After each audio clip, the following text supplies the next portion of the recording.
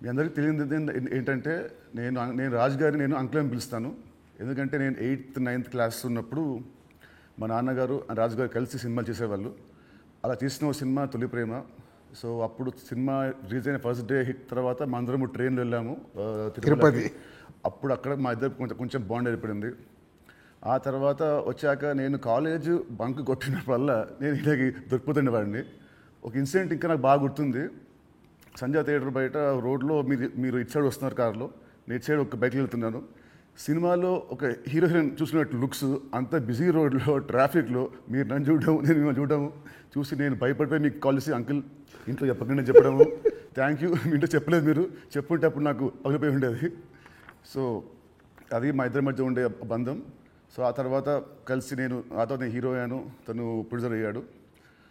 And uncle first మీ ఇండస్ట్రీకి వచ్చింది నాకు గుర్తున్నంత వరకు మీరు హీరో అవుదామని వచ్చారంట, కరెక్టా కాదా? ఒక సినిమా స్టార్ట్ కూడా అయింది, మధ్యలో అయిపోయింది. ఇది కరెక్టా ఫాల్సా? కాదు, ఫాల్స్. పక్క పక్క పక్క ఫాల్స్. ఓకే, మీ ఫస్ట్ సినిమా దిల్. ఆ సినిమా స్టార్ట్ ఎలా అయిందంటే అప్పటికి ఆది ఇంకా రిలీజ్ అవ్వలేదు, జయం రిలీజ్ అవ్వలేదు. వినాయక్ గారిని మా నాన్నని హోటల్లో కూర్చోబెట్టి ఎప్పుడో సినిమా రిలీజ్ కంటే ముందే మీరు దాన్ని లాక్ చేశారు. అసలు మీ నమ్మకం ఏంటి, మీ ధైర్యం ఏంటి? రిలీజ్ కాకముందే అప్పటికి ఆది మూవీ రిలీజ్ అయింది, నీ జయం రిలీజ్ కాదు. అప్పటికి ఆది రిలీజ్ అయ్యి వినయ్ నేను బేగంపేట సైడ్ వెళ్తున్నాము, నీ జయం పోస్టర్స్ ఉన్నాయి. ఓకే.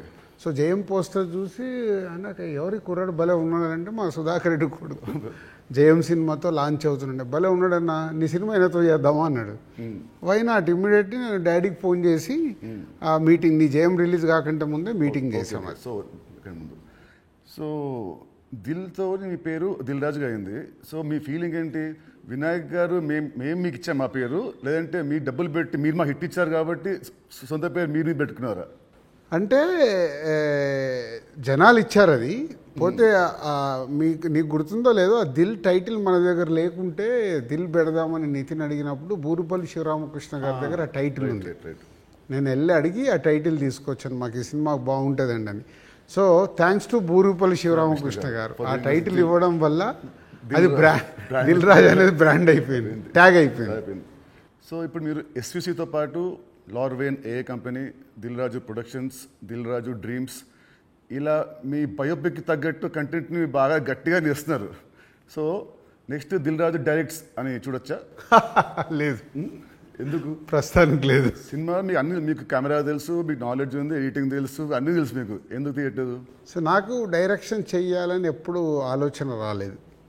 యాక్చువల్ వివి వినాయక్ ఆ బొమ్మరిల్ అయిన తర్వాత నాకు సజెస్ట్ చేశాడు, అన్న నువ్వు డైరెక్షన్ చేసేయగలుగుతావు, చెయ్యు అని. లేదు వినయ్ అని. లేదు నేను చెప్తున్నా కదా విను, విబి రాజేంద్ర ప్రసాద్ గారు లేక నువ్వు డైరెక్షన్ చేయగలుగుతావు, నువ్వు చెయ్యు అని. బట్ ఎప్పుడు ఆ సైడ్ నాకు డైరెక్షన్ చేయాలని ఆలోచన కలగలేదు. సో మీ బయోపిక్ తీసే ఇప్పుడు మీకు ప్లాన్స్ ఉన్నాయా?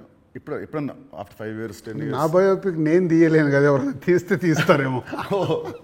సరే, ఎవరు తీస్తే దాంట్లో అంత ఉంటుందా, ఆ కంటెంట్ ఉంటుందా? డెఫినెట్గా అంటే ఇట్స్ బిగ్ జర్నీ కదా నాది. ఇప్పుడు ఫిలిం ఇండస్ట్రీ 94 వచ్చాను, 94కి వచ్చిన తర్వాత ఇప్పుడు ఆల్మోస్ట్ 30 years ప్లస్. ఎన్నో అప్ అండ్ డౌన్ చూశాను, ఎన్నో అన్ని చూసుకుంటూ వచ్చాను. సో బయోపిక్ చేస్తే దానికి ఏ హీరో అయితే బాగుంటుంది? బట్ నాకు బాగా ఫేస్ మ్యాచ్ అయ్యేది నువ్వు ఒకటే.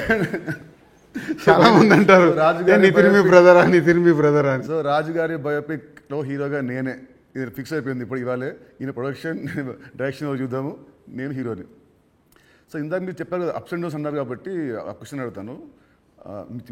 ఇండస్ట్రీలో మీరు చాలా చూస్తే తెలుసు నాకు, బట్ మేజర్గా నాకు గుర్తుండి నేను ఇండస్ట్రీ వచ్చినప్పటి నుంచి మొన్న సంక్రాంతికి ఒక సినిమా మీ ఫైనాన్షియల్గా చాలా లాస్ అయింది. నెక్స్ట్ సినిమా ఇమ్మీడియట్ 3 days గ్యాప్లో అది మళ్ళీ అది వెళ్ళిపోయింది. ఈ మధ్యలో ఈ 3 రోజుల్లో మీ థాట్ ఏంటి? నెక్స్ట్ సినిమా కూడా అది కూడా పోతే అప్పుడు పరిస్థితి ఏంటి? మీ మైండ్లో రన్ అయిన మీ ఫీలింగ్ ఏంటి? లేదు అంటే నాకు ఇప్పుడు 10th సినిమా రిలీజ్ అయినప్పుడు నాకు అర్థమవుతుంది ఫైనాన్షియల్గా ఇది డ్యామేజ్ జరగబోతుంది. సో అటు డిస్ట్రిబ్యూటర్స్ అందరు కూడా లోలో ఉన్నారు. పోతే 14th రిలీజ్ అవుతున్న సినిమా షూర్ షాట్గా సూపర్ హిట్ అని చాలా గట్టి నమ్మకంతో ఉన్నాను. అంటే 90% నీకు తెలుసు, నేను ఎడిటింగ్ రూమ్లో చూసినప్పుడే నాకు చెప్పగలుగుతాను సినిమా వర్క్ అవుతుంది అవ్వట్లేదు. అట్లా సంక్రాంతికి వస్తున్నాం అనే సినిమా మీద ఐఎమ్ ఫుల్ కాన్ఫిడెంట్గా ఉన్నాను. సో ఆ 3 days అదే ఎనర్జీతో ఉన్నాను. ఎస్, నో ప్రాబ్లం, ఒకటి వస్తుంది. ఇది ఎంత డ్యామేజ్ అవుతుంది, అది ఎంత రికవర్ చేస్తారో నంబర్స్ తెలియదు, బట్ అది మ్యాజిక్ అనేది ఇట్స్ ఎ మిరాకిల్. బట్ ఆ పీరియడ్లో యూఆర్ కాన్ఫిడెంట్ మళ్ళీ ఇది అయిపోయింది మళ్ళీ నేను అంటే ఒక సినిమా రిలీజ్ ముందు నాకు మేబీ నా 6th సెన్స్ కావచ్చు, చూస్తున్న కంటెంట్ వల్ల కావచ్చు, చెప్పగలుగుతాను 90% మిస్ అవ్వను. సో దిల్ చేయడం వల్ల మీరు దిల్ రాజు అయ్యారు. బట్ నా దృష్టిలో మీరు బిల్ రాజు. ఎందుకు చెప్తాను. యాక్చువల్లీ చాలామంది ఆడియన్స్ కూడా చెప్పాలి ఇది. మామూలు చూస్తాను లాస్ట్ గత 1 year నుంచి మీ మీద వచ్చే నెగటివ్ ట్రోల్స్ కానీ ఇవన్నీ ఏవో వస్తుంటాయి కదా మామూలు ఆర్టికల్స్ అవి. 2005లో నేను సినిమా వేసాను, రామ్ సినిమా. అది రిలీజ్కి ఫైనాన్షియల్గా మేము చాలా అప్పుడు రిలీజ్కి మేము కొంచెం ఇబ్బందులు ఉండే. అండ్ అప్పుడు మాకు టర్మ్స్ అంతా బాగాలేవు టర్మ్స్ మనకు. అయినా మీరు వచ్చి ఆ నైట్ ఒక పెద్ద అమౌంట్కి మీరు సైన్ చేశారు. సో టర్మ్స్ బాగాలేనప్పుడే మీరు నాకు హెల్ప్ చేశారు. ఇలాంటివి మీరు చాలామంది హీరోస్కి, చాలా ప్రొడ్యూసర్స్కి, డైరెక్టర్స్కి మీరు చాలా హెల్ప్ చేశారు. ఇది నాకు తెలుసు. సో ఈ మధ్య వచ్చి మీరు ఒక సినిమా బొక్కేస్తున్నారంటే అది నాకు I want to clear to audience that ప్రతి సినిమా చిన్న పెద్ద లేకుండా అందరు హెల్ప్ చేసేవాడు మీరు. అండ్ దీంట్లో చాలా డబ్బులు మీకు చాలామంది వెనక్కి మీకు ఇచ్చారు లేరు కూడా నాకు తెలియదు. బట్ ఈ హెల్ప్ చేసిన ఇంతమంది మీరు కష్టాల్లో ఉన్నప్పుడు వీళ్ళు కూడా మీకు తిరిగి హెల్ప్ చేస్తారని అనుకుంటున్నారా? అంటే బేసిక్గా నా లైఫ్ స్టార్ట్ అయింది ఎక్కడ అంటే నితిన్, నా కాస్ట్యూమ్ కృష్ణ గారికి నేను చాలా స్టోరీలో చెప్పాను. అరుంధతి అనే సినిమా 36 lakhs కొంటే 2 lakhs నేను రిలీజ్ రోజు కట్టలేదు. తర్వాత తీసుకెళ్ళి ఆయన ఫోన్లు ఎత్తకుంటే కూడా నేను పట్టుకొని వెళ్ళి 2 lakhs ఇచ్చి వచ్చాను. తర్వాత వారు నాకు పిలిచి పెళ్లి పందిరి చేసే వరకు వదిలిపెట్టలేదు. నిజంగా పెళ్లి పందిరి అనే సినిమా లేకుంటే ఐఎమ్ నాట్ దే. అసలు సినిమా ఇండస్ట్రీలో నేను లేను అనేది నేను గట్టిగా నమ్ముతాను. సో అంటే ఒక హానెస్ట్ అనేది ఒకటి ఎంత పని చేసిందో హెల్పింగ్ కూడా అంతే పని చేస్తుందని నేను నమ్ముతాను. నా లైఫ్లో ఇప్పుడు నువ్వు సంక్రాంతికి అడిగావు, ఇది రాకుంటే ఇది ఉండుంటే, అలాంటి ఒక 4-5 ఇన్సిడెంట్స్ ఉన్నాయి.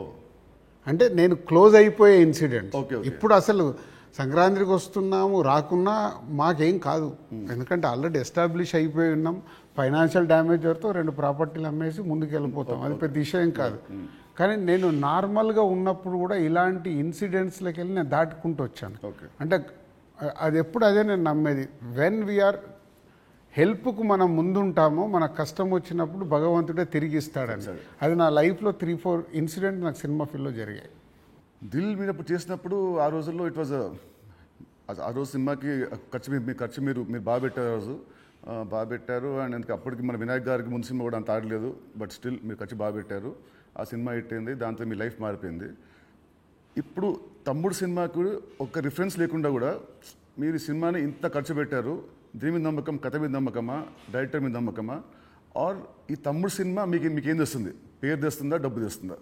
అంటే ఈ సినిమాకు బేసిక్గా నేను క్రెడిట్స్ ఇచ్చేది డైరెక్టర్కే. ఎందుకంటే ఎంసీఏ అండ్ వకీల్ సాబ్ తర్వాత ఆయన రాసుకున్న కథని ఇప్పుడు ఉన్న సినారియోలో అంటే ప్రేక్షకుల్ని థియేటర్కి తీసుకొచ్చి ఒక ఎక్స్పీరియన్స్ ఇవ్వాలని ఏదైతే చూశాడో, అందుకే నువ్వు కూడా షూటింగ్లో చూసినావు, ఆయన తీసుకుంటూ వెళ్తుంటే నేను ఎప్పుడు ఆపలా. ఒక డైరెక్టర్ ఏమో అడుగుతున్నాడు, ఎలా అచీవ్ చేయాలి, అది అచీవ్ చేయండి అని చెప్పా. అది అయిపోయిన తర్వాత నేను ఎప్పుడైతే యాబిడ్ రూమ్లో సినిమా చూసుకున్నానో అప్పుడు నాకు అది ఎస్, వేణు అడిగింది ఇచ్చాను కాబట్టి ఆయన ఈ సినిమాని ఇవ్వగలుగుతున్నాడని. ఈవెన్ రాత్రి ఇప్పుడు నువ్వు ఒక భయంలో ఉన్నావు, ఎందుకంటే మనం లోలో ఉన్నప్పుడు చాలా భయంలో ఉంటాం. నేను అవన్నీ చూసేసాను. నైట్ నువ్వు నాకు ఫోన్ చేసి ఒక రీల్ చూసేసి ఒక ఎగ్జైట్మెంట్తో ఫోన్ చేసావు. ఎందుకు? అది ఇప్పుడు మనం చూస్తున్నాం, ఒక సినిమా ఇలా షేప్ అయింది, సౌండ్తో ఇలా చూసినప్పుడు ఇలా ఉంది, ఒకటి ఉంటుంది కదా, అదే ఎగ్జైట్మెంట్. అదే నన్ను తమ్ముడికి ఎంతైనా ఆలోచించకుండా డైరెక్టర్ అడిగినట్టు చేయమని చెప్పాను.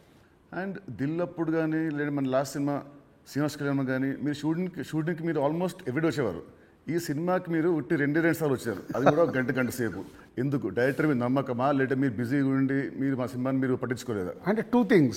ఇప్పుడు అనిల్ రావిపూడి కానీ వంశీ పైడిపల్లి కానీ, అలాగే ఇప్పుడు శ్రీరామ్ వేణు కానీ, అంటే నాతో వాళ్ళందరికీ big journey. Number of movies చేస్తున్నాం, అంటే వాళ్ళ వేవ్ లెంత్ ఏంటో నాకు తెలుసు. సో తెలిసినప్పుడు నేను వాళ్ళ దాంట్లో నేను ఇంటర్ఫేర్ కాను. సో నాకు కథ దగ్గర అనిపించింది చెప్తాను, ఎడిటింగ్ రూమ్లో అనిపించిందే చెప్తాను. నాకు ఇలా అనిపిస్తుంది, మీరు చూసుకోండి, ఇలా చెయ్యండి అని నేను చెప్పను వాళ్ళకు. ఎందుకంటే వాళ్ళకి నాకు క్వశ్చన్ వేస్తే దే విల్ అండర్స్టూడ్, అంటే నేనేం ఫీల్ అవుతున్నాను ప్రేక్షకుల్లాగాని. కొంతమంది దర్శకులతో ఇలా నాకు సింక్ అవుతారు, అలా సింక్ అయిన వాళ్ళే వీళ్ళు. అందుకే వీళ్ళతో నంబర్ ఆఫ్ సినిమాలు చేసినా వాళ్ళు అది అవుట్పుట్ తెచ్చుకోవడానికి వాళ్ళే ఎక్కువ కష్టపడతారు, ఎందుకంటే వాళ్ళకు రిజల్ట్ కావాల్సిందే కదా. సో నేను ఇప్పుడు శ్రీనివాస కళ్యాణం ఉంది, ఇప్పుడు శతమానం భవ తర్వాత శ్రీనివాస కళ్యాణం చేస్తున్నాను కాబట్టి ఫుల్ టైం సో అక్కడే ఉండి ఎలా తీయాలి ఏంటి, సో ఏదైనా తప్పు జరుగుతుంటే కూడా సతీష్కు చెప్పి కరెక్ట్ చేయడం. సో అది నా ప్రాసెస్. ఏ సినిమాకు ఉండాలి ఏ సినిమాకు ఉండకూడదని నేను ముందే ఫిక్స్ అవుతాను. సో తమ్ముడు అనేది దిల్ రాజు సినిమానా లేదంటే వేణుశ్రీరామ్ సినిమా? వేణుశ్రీరామ్ సినిమా 100% మొత్తం ఇంటర్గ్రేట్. సో ఇంకోటి, ఇప్పుడు మామూలుగా మిమ్మల్ని ఏం అడుగుతారు, ఇప్పుడున్న దిల్ రాజు పాత దిల్ రాజుకి ఏం చెప్తాడని అందరూ అడుగుతారు. నేను అడిగేదంటే అప్పుడున్న ఓన్లీ రాజు ఇప్పుడున్న దిల్ రాజుకి ఏం చెప్తాడు? అది 22 years జర్నీ. అంటే అంటే సినిమా అంటే దిల్లు సినిమా నీకు మనకు అండర్ ప్రొడక్షన్లో ఉన్నప్పుడు, షూట్ జరుగుతున్నప్పుడు నీకు దుబాయ్లో సాంగ్ చేస్తుంటే సడన్గా బైక్ స్కిడ్ అయ్యి నీ కాలు పైన పడింది. కాలు పైన పడితే మధ్యాహ్నంకి వెళ్ళి షూటింగ్ ఆపేసాం. అది నాకు ఫస్ట్ ఫిలిం. షూటింగ్ ఆపేసిన తర్వాత చిన్న నీకు ఎయిర్లైన్ ఫ్రాక్చర్. వినాయక్ ఇక్కడ ఉన్నాడు, నెక్స్ట్ ఠాగూర్ సినిమాలో బిజీగా ఉన్నాడు. అన్న మీరు వెళ్ళి సాంగ్స్ తీసుకొని రండి అన్నాడు. నీకు ఎయిర్లైన్ ఫ్రాక్చర్ అయ్యి మన హోటల్కి వెళ్ళిన తర్వాత ఇంకా మనం నెక్స్ట్ డే షూటింగ్ చేయడానికి స్కోప్ లేదు, ప్యాకప్, అందరు రిటర్న్ వెళ్ళిపోవాలి. సో అప్పుడు లక్ష్మణ్ అంకులు శిరీష్ అంకులు టెన్షన్లో ఉన్నారు, నేనేమో వెళ్ళిపోయి పడుకున్నాను. పడుకొని 4 o'clock లేసేసి శంకర్ మాస్టర్ డోర్ కొట్టి, మాస్టర్ రేపు నైట్ వెళ్ళిపోవాలి, నీకు ఇప్పుడు 2 పాటలలో ఏమేమి బ్యాలెన్స్ ఉన్నాయో ఒక్కసారి లిస్ట్ రాయని 6 గంటల వరకు కూర్చొని ఆయనతో రాపిచ్చి, ఇవి నితిన్ కాలు కింద పెట్టకుండా నువ్వు ఎలా మేనేజ్ చేయగలుగుతావు అంటే శంకరు నేను మళ్ళీ డిఓపిని పిలుచుకొని మేము కూర్చొని డిజైన్ చేసాం. డిజైన్ చేసి మీకు చెప్తే మీరు అందరూ ఏంటి షూటింగ్ ఉందా ఎలా చేస్తారు అంటే, ఇలా చేయబోతున్నాం, విల్ ఫినిష్ నెక్స్ట్ 2 days అని నీ కాలు కింద పెట్టనివ్వకుండా 2 రోజులు షూటింగ్ చేయించా కూర్చొని స్టాండింగ్. అంటే నా మొదటి సినిమా, నాకు ఆ సిచ్యువేషన్ అలాంటిది. ఆ రోజు 2 రోజులు షూటింగ్ ఆగకుండా చేసుకొని వచ్చి రిలీజ్కి ముందు మళ్ళీ ఆర్ఎఫ్సికి వెళ్ళి ఆ బ్యాలెన్స్ షాట్లని 2 పాటలు తీసి మ్యాచ్ చేశాం. అంటే అది నా ప్యాషన్. అంటే మొదటి సినిమాలోనే నేను ఒక సమస్య వస్తే దాన్ని జాగ్రత్తగా హ్యాండిల్ చేసుకుని సినిమాకి ఎలాంటి డ్యామేజ్ జరగకుండా చేయగలిగా. అదే మామూలు రాజు నుంచి దిల్ రాజుగా షిఫ్ట్ అవ్వడం. అంటే నాట్ ఓన్లీ దిల్, ఇలాంటి సో మెనీ ఫిలిమ్స్కి సో మెనీ ఎప్పుడు వస్తూనే ఉంటాయి. అవన్నిటిని జాగ్రత్తగా హ్యాండిల్ చేసుకుంటే 58 సినిమాలకు రీచ్ అయ్యాను. అదే ఫస్ట్ సినిమా దిల్లప్పుడు కూడా మీ అన్నింటిలో మీరు చాలా మీరు ఇన్వాల్వ్ అయ్యేవారు. ప్రతి దాంట్లో స్టోరీల నుంచి సీన్స్ నుంచి. కొన్ని సీన్స్ మీకు నచ్చకుంటే మీ వినాయక్ మీరు చెప్పలేకపోతే మీరు నాకు చెప్పేవాళ్ళు, నితిన్ చెప్పా ఈ సీన్ బాగా గుర్తున్నా, దాంట్లో ఉంటుంది ఒక ఎపిసోడ్, ఒకటి టాలీగట్ ఎపిసోడ్ ఉంటుంది ఒకటి, అది సినిమా లేదు. సో అది సో మీ ఉత్సాహాన్ని చూసే సుకుమార్ గారు సినిమా రైటర్ కదా, ఆయన పెట్టాడు సినిమాలో ఓ డైలాగ్ వస్తుంది, మై నేమ్ ఇస్ రాజు అంటే ఒకరు వచ్చి ఎందుకంత ఫోజు మిమ్మల్ని చూసే పెట్టాడు డైలాగ్, గుర్తున్నా? బోర్డు మీద సో 2003 రాజుగారి దగ్గర ఉన్నదేంటి, ఇప్పుడు రాజుగారి దగ్గర లేనిదేంటి? ఉన్నది 2003కి ఇప్పటికి ఉన్నది. సినిమా అంటే అవలీలగా ఎక్స్పీరియన్స్తో పాటు వచ్చిన ఎక్స్పీరియన్స్తో పాటు సో ఈజీగా ఎలాంటి సిచ్యువేషన్ అయినా హ్యాండిల్ చేసే కెపాసిటీ అండ్ సినిమా పైన ఇంకా అవగాహన ఉంది. ఇది సాధించాను. లేనిది 2003 నుంచి 2010 వరకు ఒక్కొక్క సినిమా తీస్తూ ఒక్కొక్క కొత్త డైరెక్టర్తో జర్నీ చేస్తూ అద్భుతమైన జాబ్ సాటిస్ఫాక్షన్తో జర్నీ చేశా. 2014 తర్వాత అంటే ఆ పీరియడ్ తర్వాత నంబర్ ఆఫ్ ప్రొడక్షన్స్కు షిఫ్ట్ అయిపోయి సో దాన్ని ఎంజాయ్ చేయలేకపోతున్నా. కరెక్ట్ అది ఇప్పుడు లేదు. కరెక్ట్. ఆ ఎంజాయ్మెంట్ లేదు. Job satisfaction enjoyment, job satisfaction ఉంది, ఎంజాయ్మెంట్ అంటే మార్నింగ్ 7కు నేను లొకేషన్కి వెళ్ళిపోయి ఈవినింగ్ ప్యాకప్ వరకు ఉండి మళ్ళీ వచ్చి నెక్స్ట్ డే సీన్ గురించి వెళ్ళి ఆఫీస్లో కూర్చొని 10 వరకు కూర్చొని అదొక ఎంజాయ్మెంట్ నాకు. I'm missing that. ఇప్పుడు ఆడియన్స్ సినిమా థియేటర్కి చెప్తారు మామూలు ఇప్పుడు ఆడియన్స్ ఇప్పుడు ఎక్కువ రావట్లేదు, అది ప్రొడ్యూసర్గా ఏం చేయాలో మీరు చెప్తున్నారు. ఫర్ అ చేంజ్ మీరు హీరో అయితే హీరోగా మీరు ఆడియన్స్ థియేటర్ రావడానికి మీరు ఏం చేస్తారు? ప్రొడ్యూసర్గా చెప్తున్న దిల్ రాజు చెప్తున్న అన్ని పాయింట్స్ని నేను నితిన్ ప్లేస్లో ఉంటే నేను ముందడిగేసి అరే ఇవన్నీ ముందు మొదలు పెడదామని మొదలు పెడతాను. సరే, దిల్కి అండ్ తమ్ముడికి ఈ మధ్యలో మీరు ఏమంటారు నా పర్ఫార్మెన్సా నాలో చూసిన చేంజ్ ఏంటి, మార్పు ఏంటి, ప్లస్ అండ్ మైనస్? ప్లస్లు చాలా, నువ్వు అప్పటికి ఇప్పటికీ ఏంది న్యాచురల్గా ఒక 22-23 ఇయర్స్ నువ్వు యాజ్ యాక్టర్గా ఇక్కడ వరకు జర్నీ చేసావు. అంటే నాకంటే సీనియర్ నువ్వు యాక్చువల్ 1 ఇయర్ సీనియర్. నేను 2003లో ప్రొడ్యూసర్ని అయ్యా, నువ్వు 2002లోనే హీరో అయ్యావు. అంటే నాకంటే 1 ఇయర్ సీనియర్. సో నీకున్నది ఆ ఎక్స్పీరియన్స్ వచ్చింది ప్లస్. సో ఆ ఎక్స్పీరియన్స్తో నేను ఎలా హ్యాండిల్ చేస్తున్నానో థింగ్స్ని హ్యాండిల్ చేయగల కెపాసిటీ వచ్చింది, మేనేజ్ చేయగలిగే కెపాసిటీ లేనిది. అంటే 23 సంవత్సరాలలో నువ్వు అంటే ఇప్పుడు ఒక దిల్ రాజుగా నేను నీకంటే జూనియర్ని 1 ఇయర్ని సాధించుకుంటూ ఒక టాప్లోకి వచ్చా. నితిన్ని నేను అలా ఊహించా.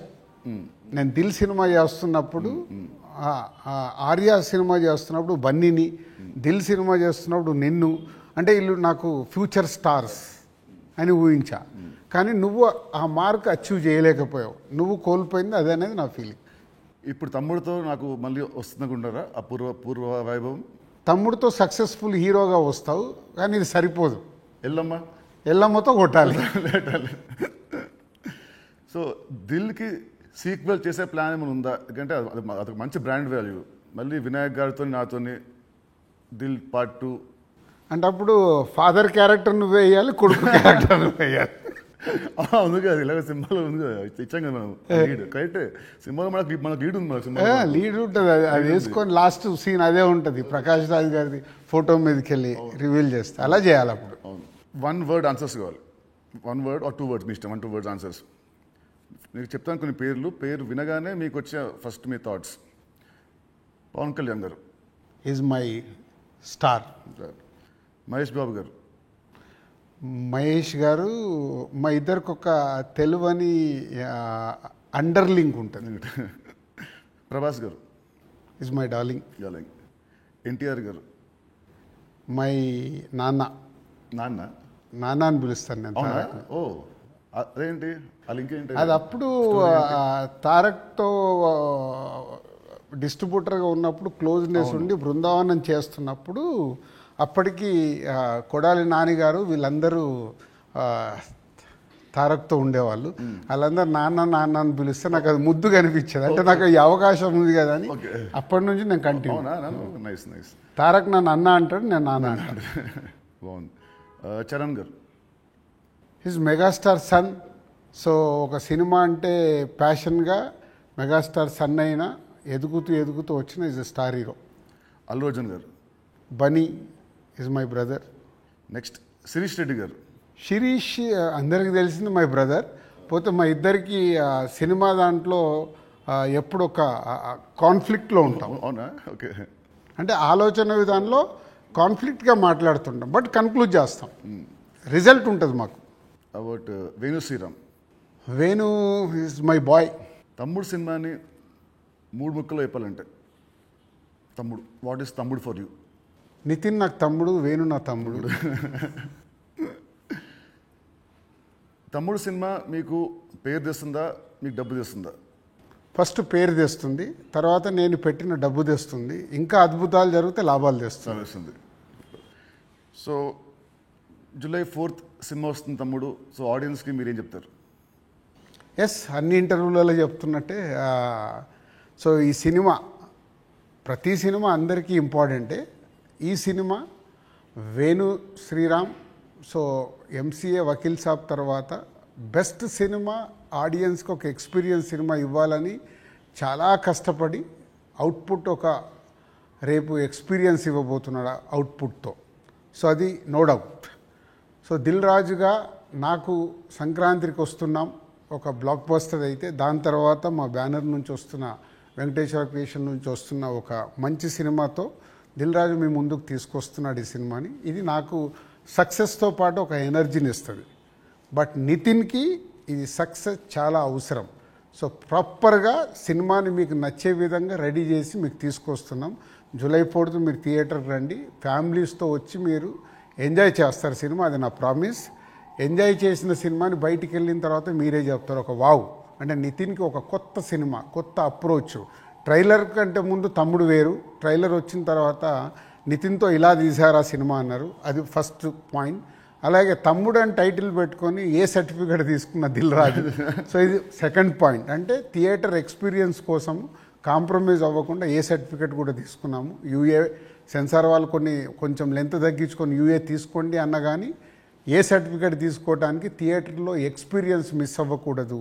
ఏదైతే డైరెక్టర్ అనుకున్నాడో, నితిన్ ద్వారా ఏదైతే మీకు అందివ్వాలనుకున్నాడో, నితిన్ చుట్టూ ఒక 5 ఉమెన్ని పెట్టి ఒక కాన్సెప్ట్ ఫిలింగా 80% ఆఫ్ ద ఫిలిం మీకు ఫారెస్ట్లో ఉంటుంది. ఇది 24 అవర్స్లో జరిగే కథ. ఒక ఎక్స్పీరియన్స్ మట్టుకు డెఫినెట్గా ఈ సినిమాతో పొందుతారు. Please come and watch in theatres from July 4th. తమ్ముడు సినిమా ఉంది. తమ్ముడు సినిమా రిలీజ్ కాకముందే మీరు నాకు ఎల్లమ్మ అనే ఒక కథ వినిపించారు. మామూలు ఇండస్ట్రీలో ఉంటుంది, ఈ సినిమా హిట్ అయితే నెక్స్ట్ సినిమా చేస్తాము అని ఉంటుంది. మీకు ఏంటి మళ్ళీ మీ మైండ్ సెట్ ఈ సినిమా రిజల్ట్తో సంబంధం లేకుండా నాతో నెక్స్ట్ సినిమా చేస్తున్నారు, ఇమీడియట్ సినిమా? సేమ్ నాకు సుబ్రహ్మణ్యం ఫర్ సేల్ జరుగుతుంది తేజుతో. అనిల్ రావిపూడి పటాస్ రిలీజ్ అయింది. పిలిచి అనిల్ సినిమా చేస్తా అన్నప్పుడు సుబ్రహ్మణ్యం ఫర్ సేల్లో ఒక సాంగ్ చూపించి ఈ హీరోతో సినిమా చేద్దామని చెప్పా. అప్పటికే పిల్ల నువ్వు లేని జీవితం చేశాం గీత వాళ్ళతో కలిపి. సో సుబ్రహ్మణ్యం ఫర్ సేల్ సినిమా హిట్ అవ్వబోతుందని నాకు అర్థమైంది. నాకు అర్థమై వైనాట్ అంటే పటాస్ పెద్ద హిట్ అయింది. సుబ్రహ్మణ్యం ఫర్ సేల్ హిట్ అయినప్పుడు వాళ్ళిద్దరు కలిస్తే సుప్రీం అయింది. సో ఇది అలాగే తమ్ముడుతో నితిన్కు మళ్ళీ సక్సెస్ వస్తుంది. బలగంతో ఆల్రెడీ వేణు సక్సెస్ కొట్టాడు. వీళ్ళిద్దరు కలిస్తే ఎల్లమ్మ అద్భుతంగా ఉంటుందని నా విజన్. ఓకే, మీ విజన్ మనస్ఫూర్తిగా అవ్వాలని కోరుకుంటున్నాను. Thank you uncle, thank you so much. Thank you.